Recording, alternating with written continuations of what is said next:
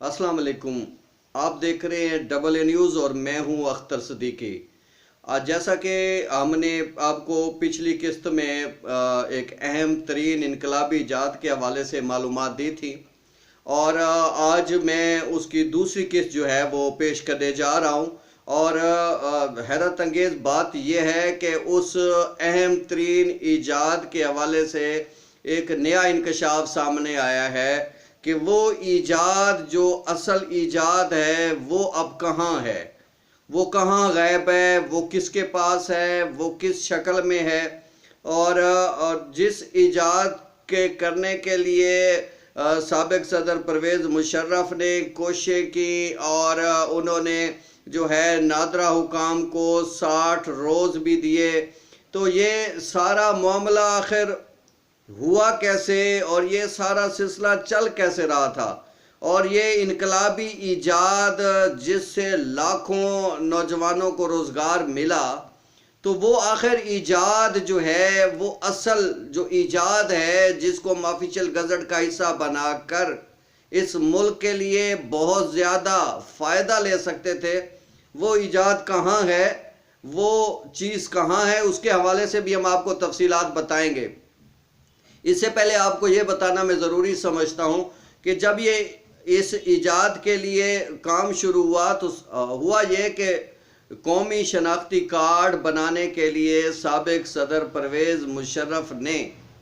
जो है वो नादरा का महकमा कायम किया। जब नादरा ऑफिस कायम हो गया तो अब इस बात पे गुफ्तगू हुई कि आया अब ये जो कौमी शनाख्ती कार्ड है ये उर्दू में बनाया जाए या अंग्रेज़ी में बनाया जाए।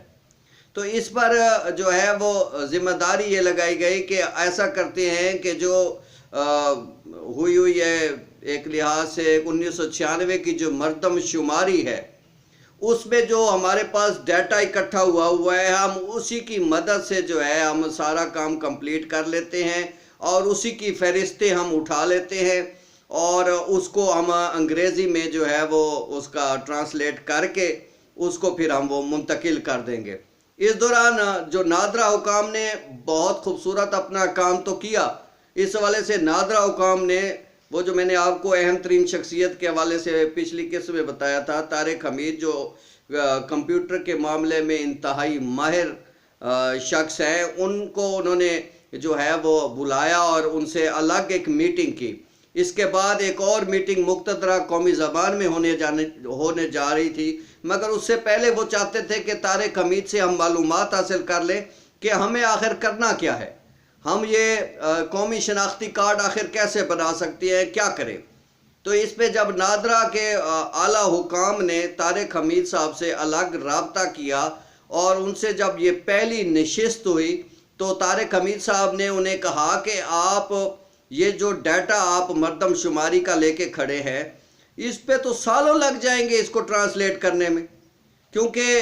ये डाटा जो है उर्दू, हिंदी और पश्तो में है। तो ऐसे में आप इसकी कैसे ट्रांसलेशन करेंगे, इसके लिए तो आपको लाखों लोग चाहिए और उनको एक ये जो 6 माह का अरसा दे रहे हैं, ये 6 माह का अरसा तो बिल्कुल ही कुछ भी नहीं है, इसके तहत तो कुछ भी मुमकिन नहीं होगा और चीज़ें क्लियर नहीं हो सकेंगी। इसलिए कोशिश तो ये करें कि अगर बेहतर होगा कि अगर आप इसकी उर्दू, चूँकि ये उर्दू में काफ़ी सारी चीज़ें भी हैं, तो हम अगर काम ही अगर कौमी शनाख्त कार्ड ही उर्दू में बना ले तो बेहतर होगा। तो इस पे जो है हुकाम ने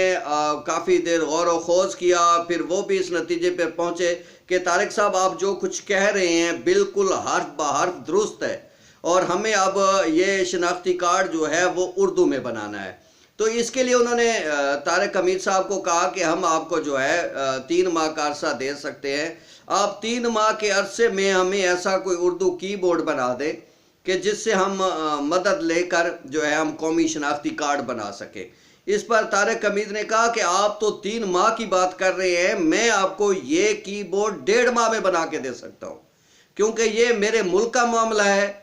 ये मेरी कौम का मामला है, ये मेरे मुल्क के लोगों की शनाख्त का मामला है, लिहाजा मैं हाजिर हूँ, मैं इसको 1.5 माह में मुकम्मल कर दूंगा।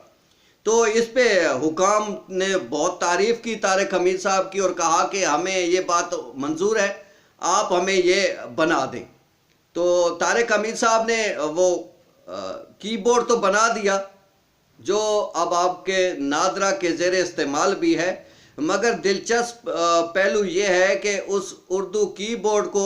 चूँकि ये उर्दू कीबोर्ड जो है ये इंतहाई अहमियत का हामिल था और इसमें अगर ज़ेर ज़बर पेश और नुक्ते भी लग सकते और बेहतर होता काम, तो मामलात और भी बेहतर हो जाते और हमारा ये ऑफिशियल जो है ये ईजाद बन सकती थी। मगर हुआ ये कि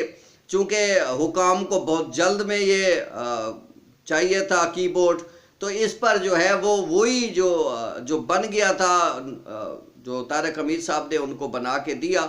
वो उन्होंने इस्तेमाल करना शुरू कर दिया। और इस हवाले से ज़ेर ज़बर पेश, आपको पता है कि जो कौमी शनाख्ती कार्ड बन रहे हैं उर्दू में जो लिखे जा रहे हैं उस पर ज़ेर ज़बर पेश नहीं है और नुक्तों के मामलात भी ज़्यादा मुश्किल नहीं है, क्योंकि उन्होंने हरूफ तहज्जी रखे हुए हैं और फिर उसी को इस्तेमाल किया जा रहा है। असल में तारिक हमीद साहब चाहते थे कि ये कीबोर्ड जो है वो ज़ेर ज़बर पेश वो सब कुछ लगा के देना चाहते थे, मगर कुछ लोग ऐसे थे जो तारिक हमीद साहब को पीछे हटाना चाहते थे,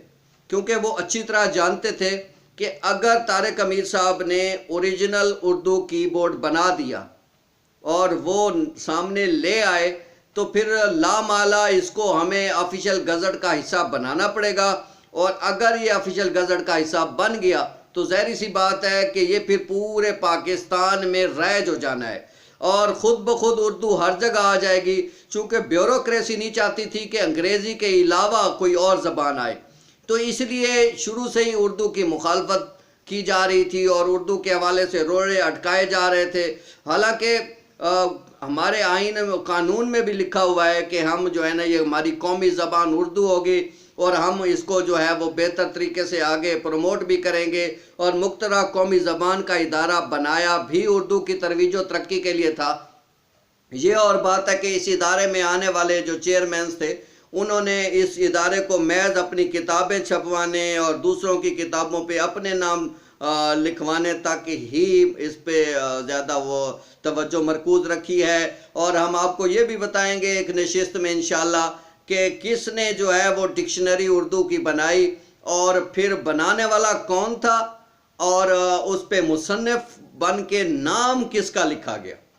और इसी तरह और बहुत सारे उर्दू के काम जो मुक्तदरा में हुए मगर करने वाले कौन थे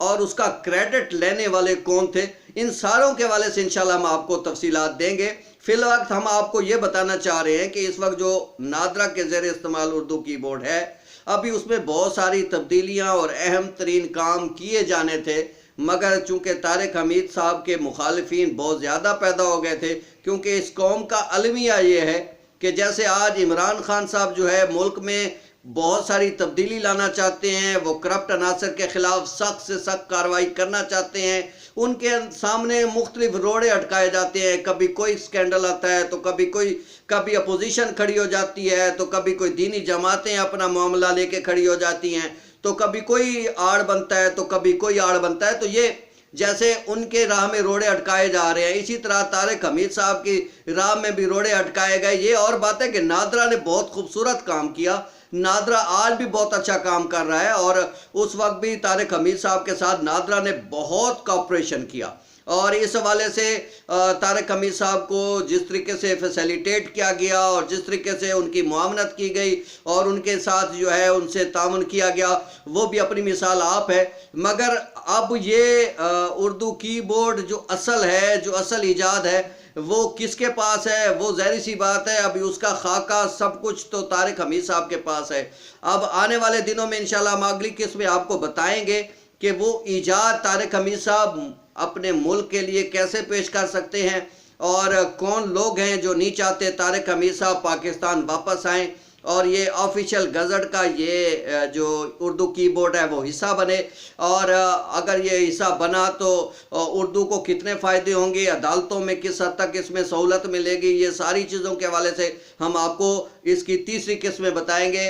इसके लिए आप हमारे जो है AA न्यूज़ चैनल को सब्सक्राइब भी करें और दोस्तों तक शेयर भी करें ताकि लोगों को पता चले कि ये अहम तरीन ईजाद और दीगर मामला जो इस हवाले से होते रहे हैं पस पर्दा, इसके हकायक क्या थे, उन सब को वो जान सके। बहुत शुक्रिया।